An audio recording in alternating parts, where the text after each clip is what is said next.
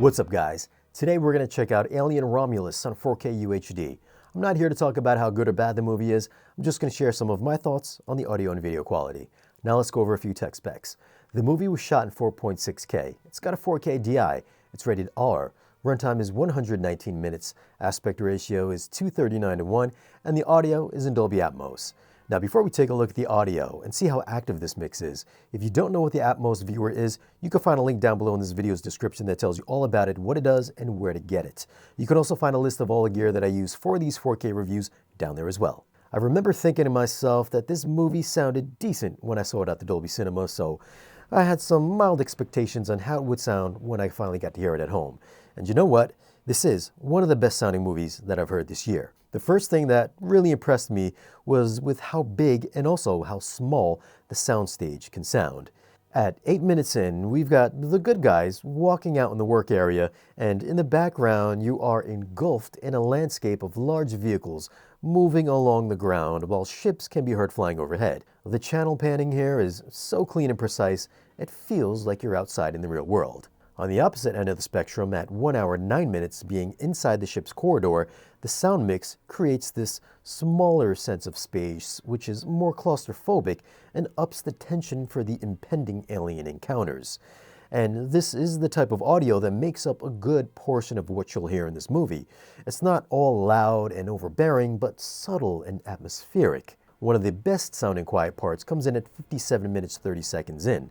During this part, you'll hear the doors open, and behind your seat, you'll hear maybe a dozen or so facehuggers scatter in the background.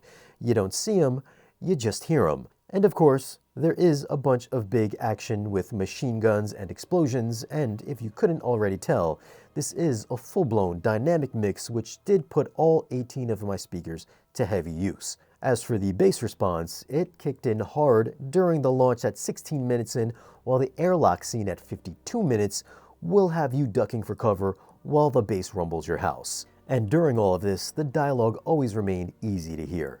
And thank you to Kaleidoscape for providing me with this copy of Alien Romulus so I can bring you, the home theater movie loving community, this 4K review. Now, if you want to get your movies weeks and sometimes months before they come out on 4K Blu-ray in the same, if not better quality, consider getting a Kaleidoscape for your movie watching needs.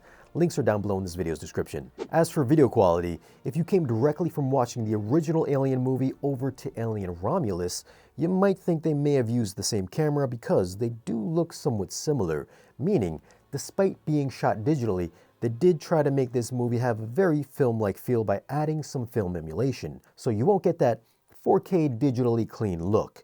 It'll have a mildly grainy texture, which not only makes it feel like a natural progression as you go from Alien 1 over to this one or vice versa, but it also gives the movie a grittier, darker feel. The detail is still there with tons of texture inside the ship, so dirt and grime on the walls and floor, and also on clothing have a very tangible feel, while close-ups reveal pores and individual strands of hair so clean that you could count them.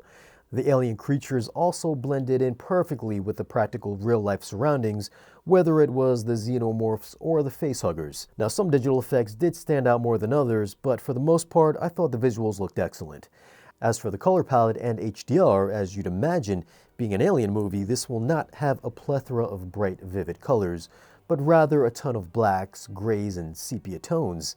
It's a very dark movie, so when you do get a splash of color from either a glowing light or a giant explosion, it lights up the screen with some really bright intensity. The black levels looked great, with very dark scenes intentionally crushing detail, while others having fantastic shadow detail. So if you have an OLED or a display with very capable black levels, this movie is going to look fantastic. So I'm going to go with a 9.8 for video. For audio, this was much better than I was anticipating. It hits all the marks for having big action extravagance, quiet subtlety while being highly directional, with bass that hits hard but also digs down low. I'm going to go and give it a 10 for audio. It's a reference quality audio mix and a must-own for home theater enthusiasts who have a system worthy to show it off. Now, this review was based on the Kaleidoscape version, which comes in at 71.4 gigs for Dolby Vision and 71 gigs for the HDR10 version, which is the version that I watched. If you're holding off on picking this up on 4K Blu-ray, that comes out on December 3rd, which is a couple months away from the time of me shooting this video. The Kaleidoscape version should look exactly the same as the disc version, and in some cases could look better. Audio-wise, they'll be the same. If you can't wait for the disc, it is available now on the Kaleidoscape and on your favorite streaming service at a lower quality for the streaming version. So what are your thoughts on Alien Romulus? Have you seen it, and where would you put it in the Alien franchise? Leave a comment down below and let me know. Now, if you do want to pick up this movie, I will leave some links for it down below in this video's description.